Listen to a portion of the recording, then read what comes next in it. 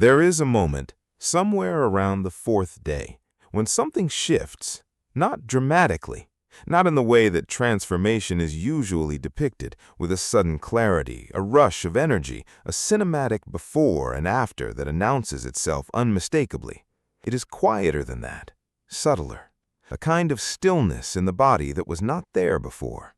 A stillness where hunger used to live, where the insistent, rhythmic demand for food had been arriving reliably and on schedule every 3 to 4 hours for as long as you can remember.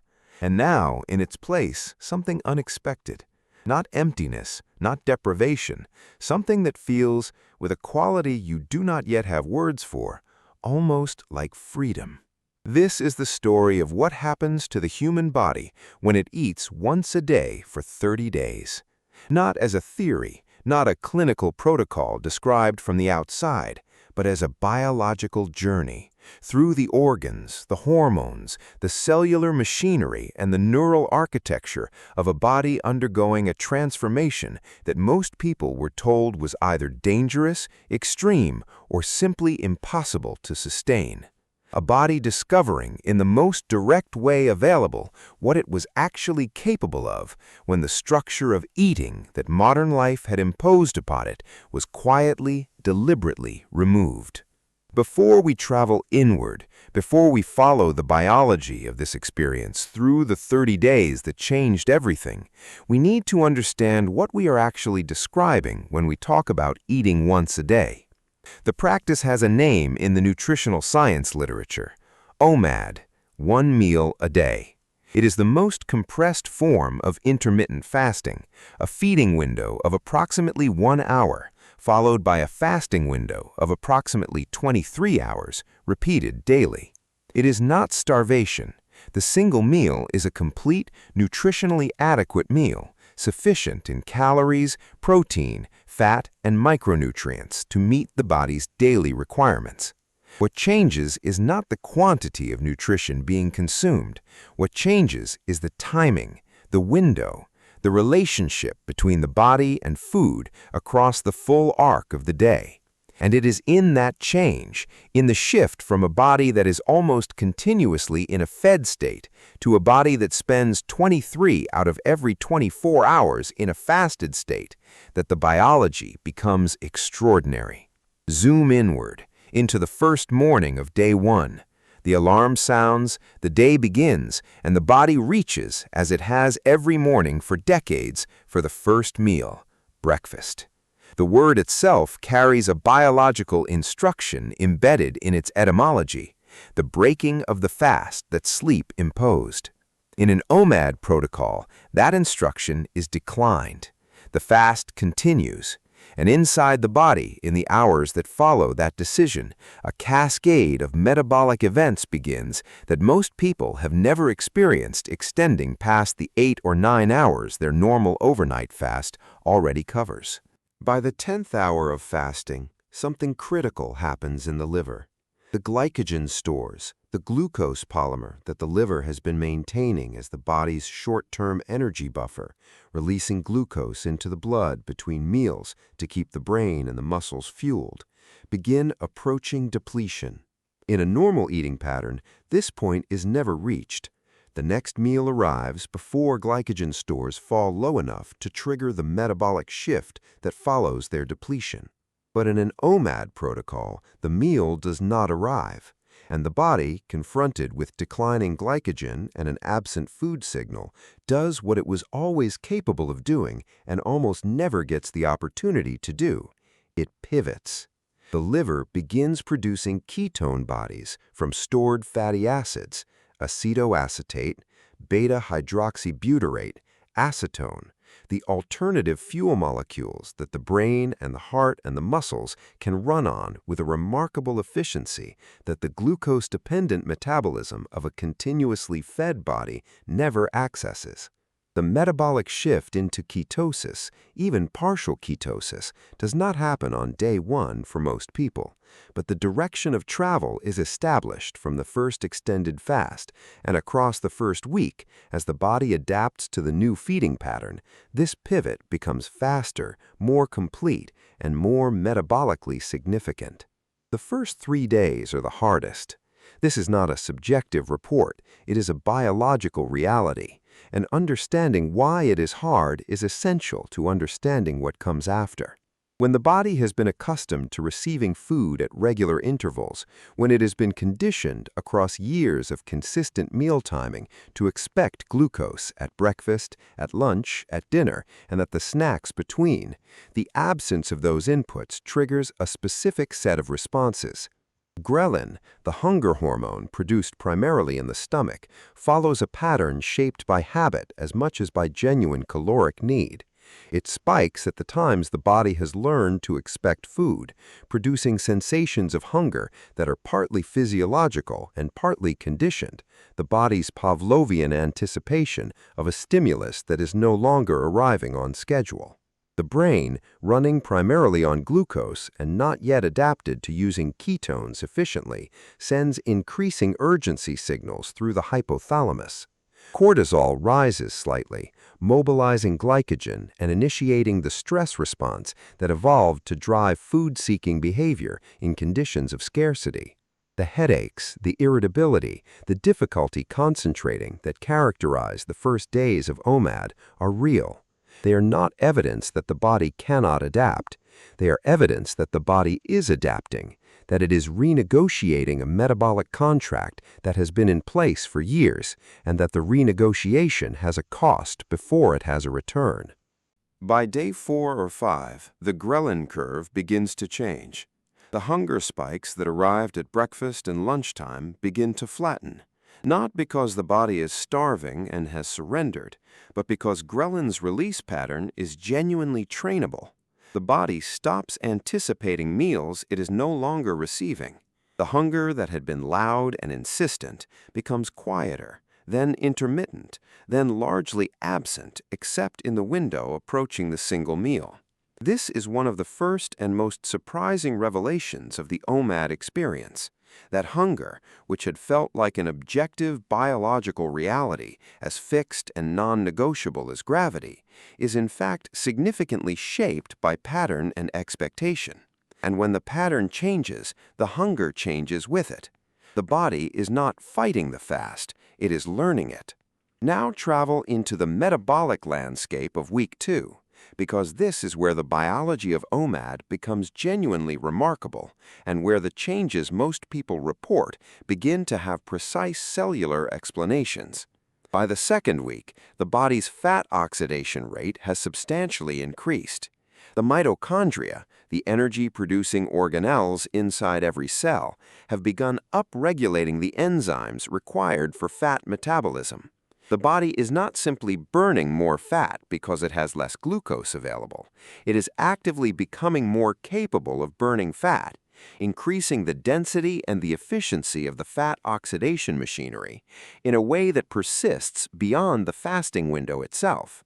The metabolic flexibility that results, the ability to switch smoothly between glucose and fat as fuel sources depending on availability, is one of the most valuable and least common metabolic states in the modern world, where the continuously fed body almost never develops the enzymatic infrastructure required to access it. Insulin tells an equally important story during these weeks. In a body eating 3 meals a day plus snacks, insulin is elevated for a significant portion of every waking hour. Each meal triggers an insulin response. Each snack triggers an insulin response.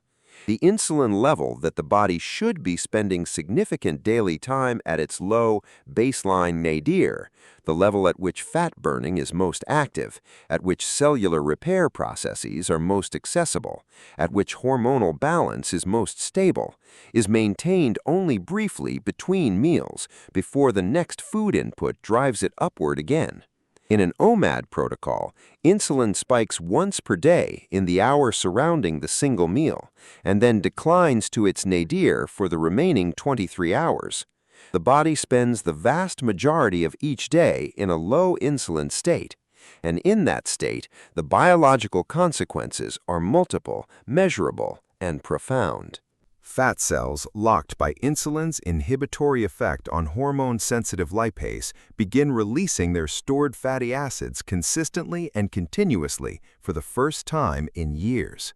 Visceral fat, the deep abdominal fat that wraps around the organs and that is most strongly associated with metabolic disease, cardiovascular risk, and inflammatory burden, responds particularly rapidly to the sustained low insulin environment of extended fasting. The fat that had been biochemically locked because insulin levels never fell low enough for long enough to permit its consistent mobilization begins moving.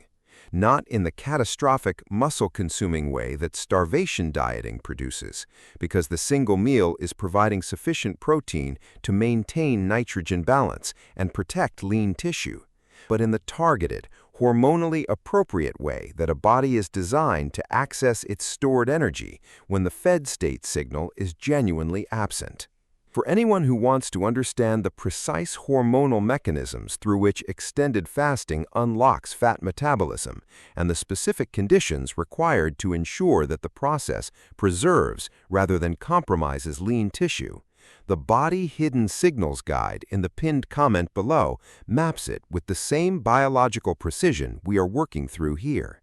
It is a resource worth reading as a companion to this script. By week 2, something is happening in the brain that most people do not anticipate and that the nutritional science of fasting is only recently beginning to document with the clarity it deserves. The brain, now spending 23 hours each day in a low-glucose, low-insulin environment, is running an increasing proportion of its energy requirements on ketone bodies. And a brain running on ketones is a brain operating in a biochemical environment that is, in several measurable ways, qualitatively different from a brain running exclusively on glucose. Ketones produce less reactive oxygen species per unit of ATP generated than glucose does. The aging neuron, the chronically stressed neuron, the neuron carrying the accumulated oxidative burden of years of glucose metabolism, is experiencing less metabolic exhaust per unit of cognitive work performed.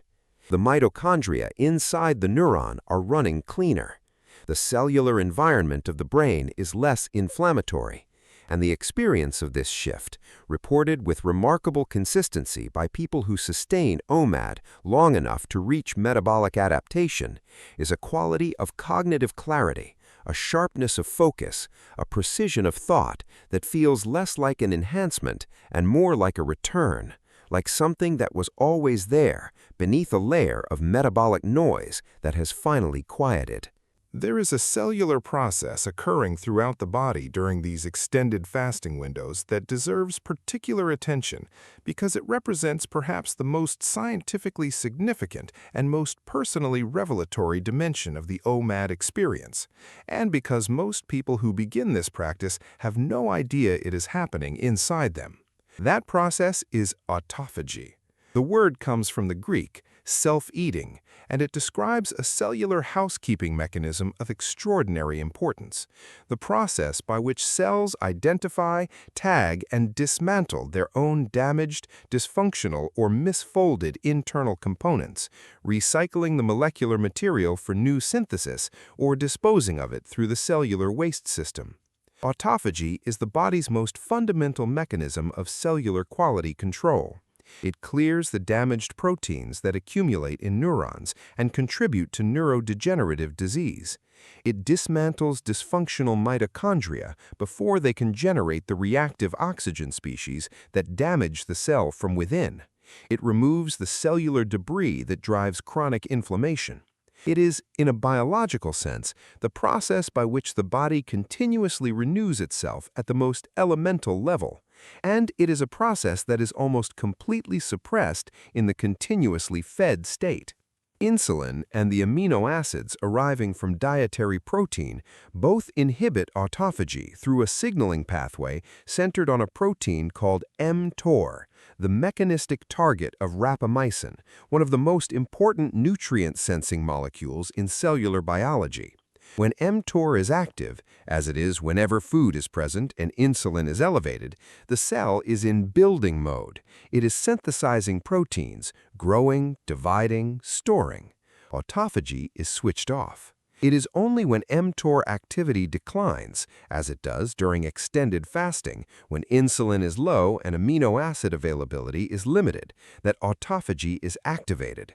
And in an OMAD protocol with 23 hours of daily fasting, the duration of mTOR suppression and the depth of autophagic activation reaches levels that 3-hour intermittent fasting windows rarely achieve. The cellular cleaning that runs during these extended fasting periods is not trivial. It is, in the language of the researchers who study it, one of the most powerful longevity-associated biological processes that can be reliably induced through dietary behavior in an otherwise healthy human body. Move now into the hormonal landscape of week 3 and 4, because by this point in the 30-day experience, the hormonal architecture of the body has reorganized itself around the new feeding pattern in ways that produce effects extending far beyond metabolism. Growth hormone, the primary anabolic hormone of tissue repair, muscle maintenance, and fat mobilization, rises dramatically during extended fasting. Studies have shown that a 24-hour fast can increase growth hormone secretion by as much as 2,000% in men and 1,300% in women, above baseline fed state levels.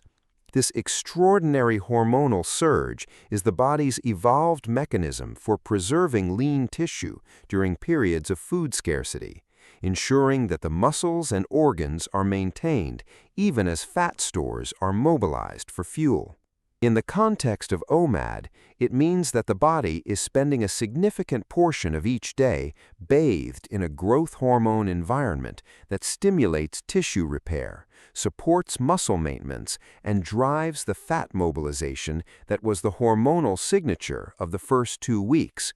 Cortisol, counterintuitively, normalizes in the extended fasting state rather than remaining chronically elevated as it does in sleep-deprived or psychologically stressed individuals.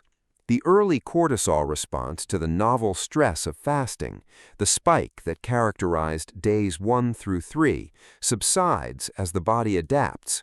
The rhythm of cortisol across the day becomes cleaner, more defined, more aligned with the natural circadian arc that a well-regulated stress response system was designed to follow.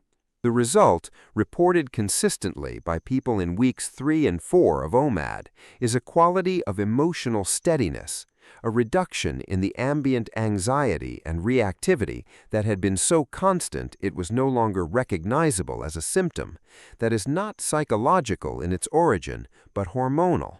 The stress response system, no longer repeatedly activated by blood sugar fluctuations and the metabolic demands of continuous digestion, has found a more stable baseline to operate from.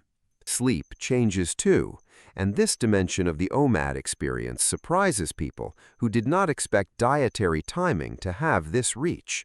The body spends roughly 8 to 10% of its total daily energy budget on digestion, on the enzymatic, mechanical, and secretory work of breaking down food and absorbing its components. When the single meal is eaten earlier in the evening and the body enters the sleep window with most of that digestive work complete, the energy that would otherwise be directed toward processing food during the night is redirected toward the restorative processes that sleep is designed to enable. The glymphatic clearance of neural waste runs more completely. The growth hormone pulse of early night deep sleep occurs against a hormonal background, low insulin, low cortisol, high growth hormone, that is more conducive to its anabolic effects than the background created by a body still processing a late meal. People in weeks 3 and 4 of OMAD consistently report sleeping more deeply, waking less frequently, and experiencing the specific quality of rest that distinguishes genuine biological recovery from mere horizontal time. And then there is the relationship with food itself, Because 30 days of OMAD does something to the experience of eating that is difficult to describe without having experienced it, but that the neuroscience of hunger and reward illuminates with precision. When the single meal arrives, when the 1-hour feeding window opens after 23 hours of fasting, the sensory experience of food is qualitatively different from anything a continuously fed palate can access. The taste receptors, unhabituated by the constant stream of dietary input, respond with a sensitivity that makes ordinary food taste extraordinary. A piece of fruit becomes an event. A simple meal becomes a genuine experience of flavor and texture that has no parallel in the eating experience of a body that has been fed at regular intervals all day. This is not a subjective impression. It is the neuroscience of receptor sensitivity, the same principle that makes music sound more beautiful after a period of silence and that makes rest feel more restorative after genuine effort. The absence creates the capacity for the full experience of the presence. But more significant than the enhanced sensory experience is what OMAD does to the psychological relationship with hunger. For most people, hunger has always been an emergency, a signal to be responded to immediately, suppressed urgently, managed with constant availability of food that ensures it never becomes uncomfortable. 30 days of OMAD teaches something different. It teaches that hunger is not an emergency, that it arrives and peaks and passes, and that the body on the other side of a hunger wave is not weaker for having passed through it, but capable of a clarity and a lightness and a focused energy that the perpetually fed state never produces. This lesson, simple, biological, and available only through direct experience, changes the relationship between a person and food in a way that no dietary theory ever quite manages. Not through restriction or rules or willpower, through the quiet, direct discovery of what the body is actually capable of when the assumption of constant feeding is finally questioned. By day 30, the body that began this journey is measurably different from the body that started it. Not in the dramatic, surface-level way that before and after photographs suggest, though the body composition has almost certainly shifted, with visceral fat reduced and lean mass preserved or improved, but in the interior architecture that no photograph captures.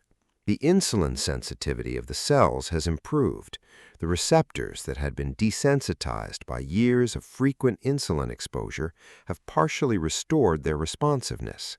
The mitochondrial density in the cells has increased, a process called mitochondrial biogenesis, stimulated by the metabolic demands of extended fasting that produces more energy-producing organelles per cell, and therefore more efficient ATP generation.